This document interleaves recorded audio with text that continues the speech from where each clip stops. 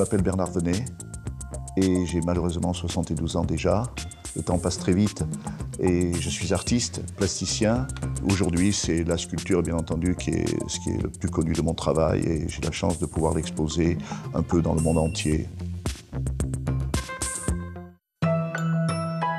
Je me souviens de cette image avec mon petit cabri. C'est la toute première photo. On voit que j'étais pas très riche. Les vêtements que je portais, c'était des vêtements que mes frères avaient mis déjà 9, 8 et 7 ans avant moi.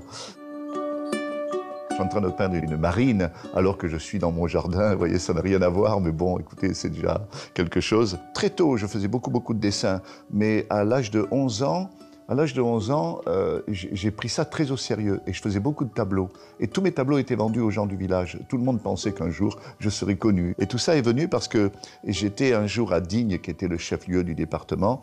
Et alors qu'on était allé avec ma maman acheter de la peinture, j'ai vu dans la vitrine un livre sur lequel il y avait un tableau de reproduit d'une femme en train de se laver les pieds, mais dessus, il y avait un mot complètement abstrait que je ne comprenais pas du tout. Ça ne voulait rien dire. Il y avait marqué « Renoir ». Jusqu'au moment où, bien entendu, le propriétaire de ce magasin est venu m'expliquer que Renoir était un très grand artiste, qu'il avait exposé dans le monde entier, que ses tableaux valaient très cher, qu'il y avait énormément de livres sur lui.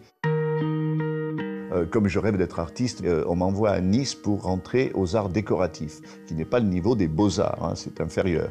Et je vais aux arts décoratifs, je me présente et j'échoue au concours d'entrée. Alors tout le monde est paniqué. C'est la chance de ma vie d'avoir échoué aux arts décoratifs de Nice, bien sûr. Très vite, il a fallu que je trouve un métier parce que dans ma famille, on ne pouvait pas m'entretenir comme ça pendant des années. Et je suis allé travailler à l'atelier de décor de l'Opéra de Nice. Et pour moi, c'était parfait. J'ai eu un job pendant 1 an. Puis j'ai donné ma démission parce que dans quelques temps, j'allais partir à l'armée en Algérie. Généralement, quand on part à l'armée, c'est une catastrophe. On perd 28 mois. À l'époque, on partait pour 28 mois. Et moi, on m'a donné un atelier, un atelier de 1000 mètres carrés dans lequel je n'ai fait que peindre. J'ai peint mes premiers tableaux sérieux, qui aujourd'hui sont exposés dans les rétrospectives. Il y a une photo de moi où on me voit en train de parler comme ça avec Armand et Martial Reiss.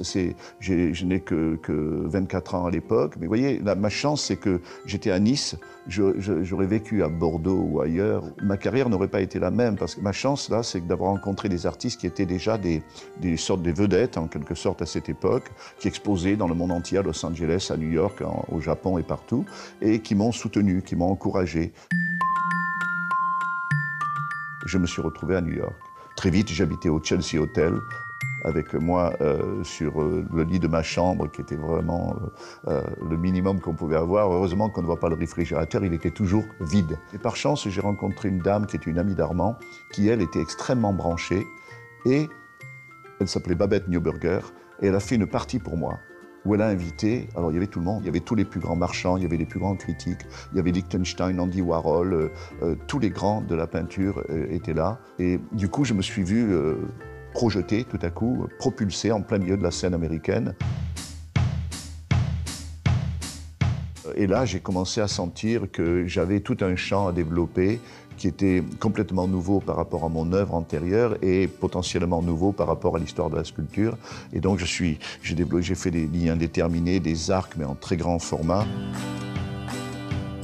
Ici, on a une sculpture qui est à Denver, au Colorado, qui est assez immense, hein, elle fait 10 mètres de hauteur.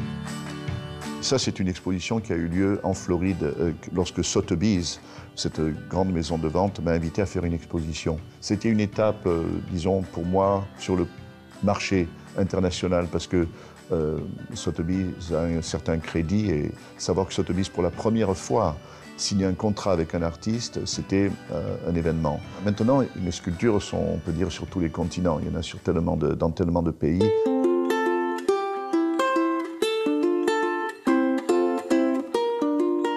Se retrouver propulsé sur le plan international avec des expositions dans les très grandes villes, ça fait du bien parce qu'on a l'impression que finalement on a peut-être un langage, ça c'est important, un langage qui est assez universel pour toucher des cultures qui sont différentes.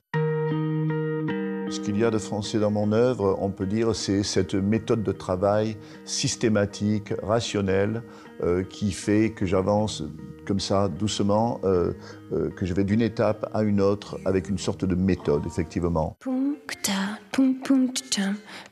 D'abord, on se dit, ah, j'aimerais bien exposer à Paris, puis après, j'aimerais bien exposer à New York, et puis ces choses-là arrivent, et puis après, vous avez une rétrospective à New York, et puis une rétrospective en Corée, ou au Japon, ou en Amérique du Sud, et ainsi de suite.